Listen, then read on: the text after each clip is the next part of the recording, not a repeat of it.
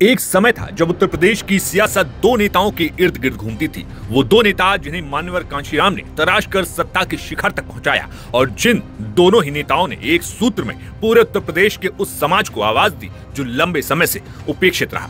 दोनों नेताओं की खासियत ये रही कि आज भी सामंतवाद, मनुवाद के खिलाफ बिगुल फूके हुए हैं। नमस्कार, आप देख रहे हैं विजन यूपी न्यूज। अगर अभी तक चैनल सब्सक्राइब नहीं किया तो लाइक और कमेंट के साथ सब्सक्राइब कर लें।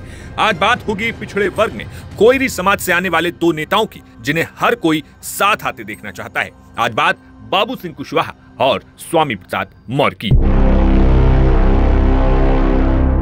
शनिवार को सोशल मीडिया पर बंद कमरे में साथ में बैठे दोनों ही नेताओं की तस्वीर सामने आई और तस्वीर सामने आते ही सियासी गलियारों में फिर उस चर्चा को हवा मिल गई कि क्या फिर से मौर्य कुशवाहा शाक्य सैनी वर्ग की ताकत एक साथ आने वाली है। वो ताकत जिसने बसपा में एक साथ रहते हुए, एक साथ मंत्री रहते हुए पूरी सियासी बिसात को पलट कर रख दिया। जहां बाबू सिंह कुशवाहा ने प्रदेश भर में लोगों को सरकारी नौकरियां दिलवाई तो स्वामी प्रसाद मौर्य ने इस समाज को वो ताकत दिलाई जिसके बाद उसकी दहाड़ लखनऊ और प्रदेश के हर कोने में सुनी जाने लगी। बसपा संस्थापक मान्यवर कांशीराम के स्कूल से निकले इन दो छात्रों ने बसपा के साथ इस समाज के वोटरों को ऐसे साथ मिलाया कि जब तक दोनों नेता साथ रहे तब तक इसे अलग नहीं किया जा सका। लेकिन फिलहाल की स्थिति में एक तरफ जहां लंबे संघर्ष के बाद बाबू सिंह कुशवाहा ने जन अधिकार पार्टी बनाई और 2017 से लेकर 2019 और 2022 तक सियासत में अकेले ही झंडा बुलंद करते हुए हार नहीं मानी और 2024 के लोकसभा चुनाव में समाजवादी पार्टी के साथ मिलकर जौनपुर से लोकसभा पहुंचे, तो वहीं दूसरी तरफ स्वामी प्रसाद मौर्य ने भी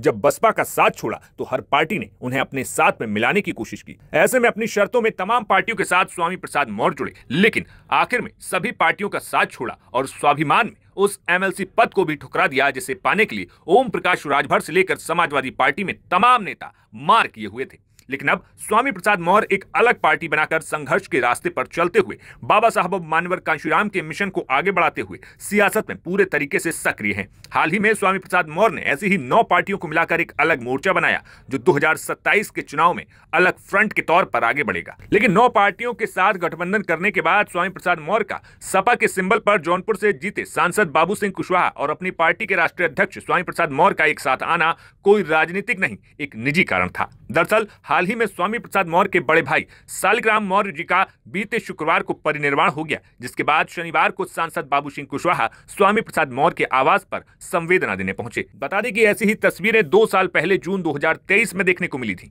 जब बाबू सिंह कुशवाहा की माता महादेवी जी का परिनिर्वाण हुआ था। उस समय बांदा में बाबू सिंह कुशवाहा के आवास पर स्वामी प्रसाद मौर्य सांत्वना देने पहुंचे थे। उस समय स्वामी प्रसाद मौर्य समाजवादी पार्टी के साथ हुआ करते थे और पार्टी में महासचिव के पद पर थे। लेकिन सियासत के तौर पर देखा जाए तो दोनों ही नेता की बसपा से निकलने के बाद रास्ते अलग हो गए। हाँ, दोनों नेताओं में एक समानता हमेशा रही कि पिछड़े शोषितों के लिए आवाज बुलंद करना, जातिगत जनगणना की मांग करना। मान्यवर कांशीराम और बाबा साहब डॉक्टर अंबेडकर का मिशन, यहां तक कि कई जगहों पर दोनों नेताओं के समर्थक भी एक ही दिखाई देते हैं जो दोनों नेताओं को मजबूत करते चलते हैं। इन समर्थकों से बात करने पर यह बात हजारों लाखों बार सामने आती है कि इस समाज के दोनों कद्दावर नेता अगर साथ आ जाएं तो उत्तर प्रदेश की राजनीति उलट पलट हो जाएगी। फिलहाल राजनीति से तर दोनों नेताओं के साथ मिलने और बैठने की ये तस्वीरें सुखद संकेत देती हैं। लेकिन अभी इन नेताओं के समाज को इंतजार है उस समय का जब समाज के हाथ में ये नेता एक साथ सत्ता की चाबी सौंपेंगे। Bureau report, vision UP news.